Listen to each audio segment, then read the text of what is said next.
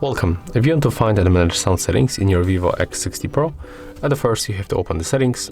Next you have to scroll down for sound options. And at the first we are able to adjust volume of the media, ringtone, notification and the alarm. To make it you have to slide with this dot on the right or the left side. When you go below we are also able to change volume button function. We can adjust media or ringtone. In this place we can also activate vibration for calls. Here we can set up the do not disturb mode, so we can turn it on or basically set up. Below we can find the media player, so we can enable or disable this feature to hide player when the media session has ended. So we can decide.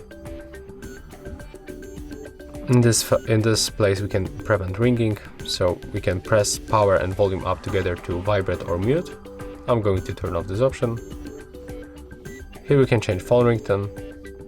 For example, I'm going to set up on this one. And here we can also make the same for notification and the alarm sound. And when you scroll down below we can find other sounds and vibrations, and we can adjust them by tapping simply on the switchers. And the last we can find air customized sound effects. When you turn it on, we can pick sample sound profiles under 30, between 30 and 60 and above 60. When you click here, we can also play with original sound profile or customized by our own.